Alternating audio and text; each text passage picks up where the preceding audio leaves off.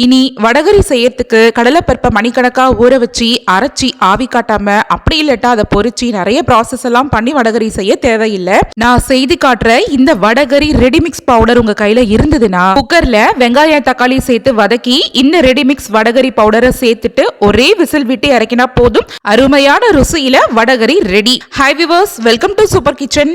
இந்த வடகரி ரெடிமிக்ஸ் எப்படி செய்யலாம்னு பார்க்கலாம். ஃபர்ஸ்ட் இந்த ரெசிபி செய்யறதுக்கு ஈரப்பதம் இல்லாத மாதிரி ஒரு ட்ரையான மிக்ஸி ஜார் கப்ல 10 வரமிளகாய் காம நீக்கிட்டு சேர்த்துக்கோங்க.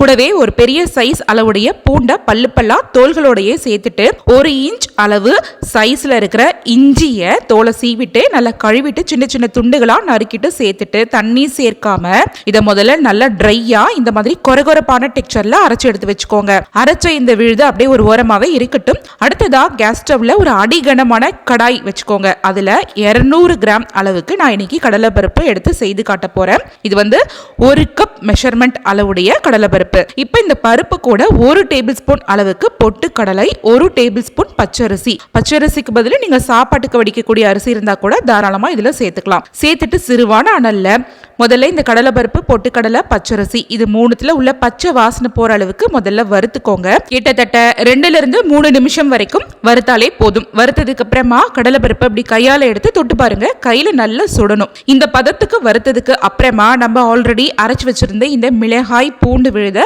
இப்ப இந்த சமயத்துல இந்த கடலைப்பருப்பு கூட சேர்த்துட்டு இப்பயுமே அடுப்பு தீயை நல்ல சிறுவான அனல்ல வச்சுட்டு இதை மேற்கொண்டு ஒரு 5-6-7 நிமிஷம் வரைக்கும் கைவிடாம இது மாதிரி வறுத்து கொடுங்க. இந்த மிளகாய் இருக்கு பாருங்க, அதுல உள்ள ஈரப்பதம் எல்லாமே இந்த கடலைப்பருப்போட போய் நல்லா ஒட்டிட்டு முதல்ல கடலைப்பருப்பு ஈரப்பதமா நமத்த மாதிரி தான் வறுபட்டு வர ஆரம்பிக்கும். அதுக்கப்புறம் நம்ம மேற்கொண்டு வறுக்க இந்த கடலைப்பருப்புல உள்ள ஈரப்பதமும் போயிட்டு இதுல சேர்த்திருக்கக்கூடிய இந்த மிளகாய் பூண்டு இஞ்சி இதுல உள்ள ஈரப்பதெல்லாம் போய் நல்ல கடலைப்பருப்பு மித்த பொருட்கள் எல்லாமே நல்ல கலகலன்னு முறுமுறுன்னு ஒரு 5-7 நிமிஷம் வரைக்கும் இந்த மாதிரி தொடர்ச்சியா வறுத்தாலே இந்த அளவுக்கு நல்ல பதமா வறுபட்டு வந்துடும்.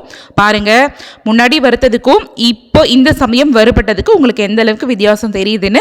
இந்த அளவுக்கு நல்ல பதமா வறுபட்டதுக்கு அப்புறமா இந்த பொருட்களோட 1 டேபிள் ஸ்பூன் சோம்பு, ஒரு சின்ன துண்டு பட்டை, ஒரு சின்ன துண்டு மராட்டி முக்கு, 2 ஏலக்காய், 2 கிராம்பு, 1 அன்னாசி பூ, கூடவே அரை கைப்பிடி அளவுக்கு நல்ல ஃப்ரெஷ்ஷான கருவேப்பிலை இலைகள் சேர்த்துட்டு மறுபடியும் அடுப்பு தீய சிறுவான அனல்ல வச்சுட்டே 1 நிமிஷத்துல இருந்து 2 நிமிஷம் வரைக்கும் இந்த பொருட்களோட நல்ல ஃபிளேவர் வர அளவுக்கு வறுத்துக்கோங்க. நம்ம சேர்த்திருக்கக்கூடிய இந்த மசாலா பொருட்களோட வாசனை நல்ல கமகமன்னு வரணும். அதே சமயம் இதுல சேர்த்திருந்தோம்ல இந்த கருவேப்பிலை, அதை எடுத்து கையால இது மாதிரி நசுக்கி பார்த்தோம்னா நல்ல மொறுமொறுன்னு உடப்படணும். இந்த அளவுக்கு வறுபட்டதுக்கு அப்புறமா கேஸ் ஸ்டவ்வை கம்ப்ளீட்டா ஸ்விட்ச் ஆஃப் பண்ணிக்கோங்க.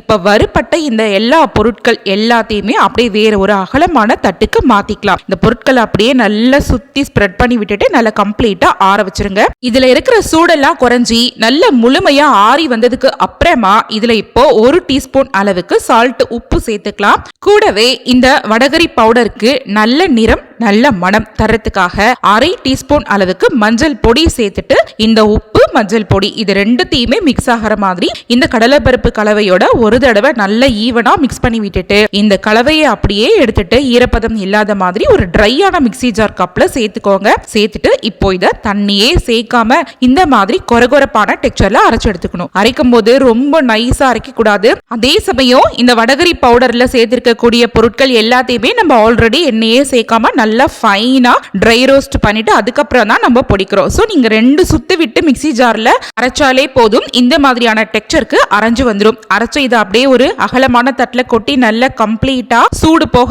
ஆற விட்டுட்டு ஆறுனதுக்கு அப்புறமா ட்ரையா ஈரப்பதமே இல்லாத மாதிரி ஒரு கண்டெய்னர்ல போட்டு மூடி போட்டு வச்சு நீங்க ஸ்டோர் பண்ணி வச்சுக்கலாம். இதை நீங்க வெளியிலே வச்சு 1 மாசம் வரைக்கும் யூஸ் பண்ணிக்கலாம். கெட்டே போகாது. நீங்க எப்பெல்லாம் வடகரி செய்யணும் அப்படிங்கும் போதெல்லாம் நீங்க இந்த பவுடரை யூஸ் பண்ணி சட்டுன்னு வடகரி செஞ்சு சாப்பிடலாம். இப்போ இந்த வடகரி ரெடிமிக்ஸ் பவுடரை வச்சு எப்படி சட்டுன்னு வடகரி செய்யலாம்னு பாப்போமா? அதுக்காக கேஸ் ஸ்டவ்ல குக்கர் வச்சுக்கோங்க. குக்கர்ல தேவையான அளவுக்கு எண்ணெய் சேர்த்துட்டு எண்ணெய் நல்லா சூடானதுக்கு அப்புறமா 1/4 டீஸ்பூன் கடுகு, ஒரு கொத்து கருவேப்பிலை சேர்த்து நல்லா பொரிய விட்டுக்கோங்க. கடுகு கருவேப்பிலை நல்லா ஃபைனா பொரிஞ்சதுக்கு அப்புறமா 3 பெரிய வெங்காயத்தை நல்ல நீள் வாட்டத்துல கட் பண்ணிட்டு சேர்த்துக்கோங்க.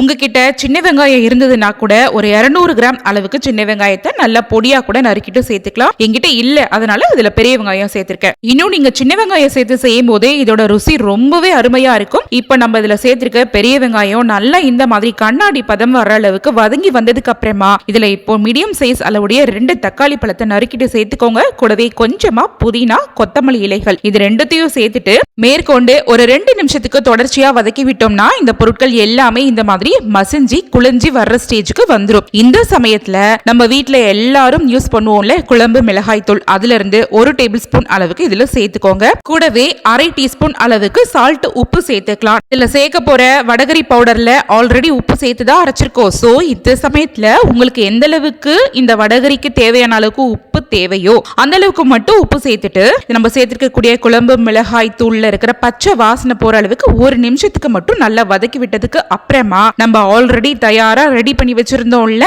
வடகரி ரெடி மிக்ஸ் பவுடர், அதுல இருந்து அரை கப் அளவுக்கு எனக்கு தேவையான அளவுக்கு இந்த பொடியை எடுத்துட்டு வேற ஒரு பாத்திரத்துல மாத்திட்டு இப்ப அதே கப்பால, அதாவது நீங்க உங்களுக்கு தேவையான அளவுக்கு எந்த அளவுக்கு வடகரி பவுடரை மெஷர் பண்றீங்களோ அந்த கப்பால 3 கப்ல இருந்து 4 கப் வரைக்கும் தாராளமா இதுல தண்ணீர் சேர்த்துக்கலாம். நான் என்னோட கடலை பருப்போட உபரிக்கு தகுந்த மாதிரி 3 கப் அளவுக்கு தண்ணீர் சேர்த்துட்டு தண்ணீர் லைட்டா சூடானதுக்கு அப்புறமா நம்ம ரெடியா வச்சிருந்த அரை கப் அளவிலான இந்த வடகரி பவுடரை இதுல சேர்த்துட்டு ஒரு மிக்ஸ் கொடுத்துட்டு அதுக்கப்புறமா இதுல இருக்கிற உப்பு காரம் எல்லாத்தையுமே செக் பண்ணிட்டு குக்கரோட லிட்ட போட்டு விசிலையும் சேர்த்துட்டு கரெக்டா ஒரே ஒரு விசில் மட்டும் விட்டுட்டு ஆஃப் பண்ணிடுங்க.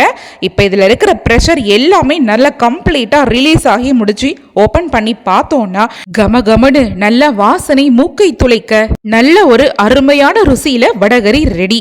இப்போ இந்த வடகரிக்கு மேல நல்லா ஃபைனா நறுக்கிய கொத்தமல்லி இலைகளை மலைச்சாரல் மாதிரி தூவிட்டு அப்படியே ஒரு மிக்ஸ் கொடுத்துட்டு சர்வ் பண்ணி சாப்பிட்டோம்னா இதோட சுவை வேற லெவல்ல இருக்கும். இந்த வடகரி ரெசிபியை நல்ல சூடான இட்லி, செட் தோசை, இடியாப்பம், பூரி, சப்பாத்தின்னு எல்லாத்துக்குமே சைட் டிஷ்ஷா எடுத்துக்கலாம். நான் எடுத்திருக்க அளவுகள்ல சேர்த்து செய்திருக்கக்கூடிய இந்த வடகரியை 4 மெம்பர்ஸ் உள்ள ஃபேமிலிக்கு தாராளமா சைட் டிஷ்ஷா எடுத்துக்கலாம். குறிப்பா இந்த recipe video bachelors and working உமன்ஸ்க்கெல்லாம் ரொம்பவே யூஸ்ஃபுல்லா இருக்கும். ஒரே ஒரு முறை நீங்க சிரமம் பார்க்காம இந்த வடகரி ரெடிமிக்ஸ் பவுடரை அரைச்சி செய்து வச்சுக்கிட்டீங்கன்னா உங்களுக்கு எப்பெல்லாம் வடகரி சாப்பிடணும் போல தோணுதோ அப்பெல்லாம் சட்டன்னு குக்கர்ல வெங்காயம் தக்காளியை போட்டு நல்லா வதக்கிட்டு இந்த வடகரி பவுடரை சேர்த்து ஒரே விசில் விட்டு இறக்குனீங்கன்னா வடகரி ரெடி ஆயிடும். ஓகே ஃப்ரெண்ட்ஸ், இந்த ரெசிபியை நீங்களும் உங்க வீட்டுல கண்டிப்பா ட்ரை பண்ணி பாருங்க. இந்த ரெசிபி பிடிச்சிருந்ததுன்னா இந்த வீடியோவை உங்க ஃபேமிலி அண்ட் ஃப்ரெண்ட்ஸ் சர்க்கிள் கூட நிறைய ஷேர் பண்ணிக்கோங்க. மறக்காம சூப்பர் கிச்சன் சேனலையும் சப்ஸ்கிரைப் பண்ணிக்கோங்க. தேங்க்ஸ் ஃபார் வாட்சிங்.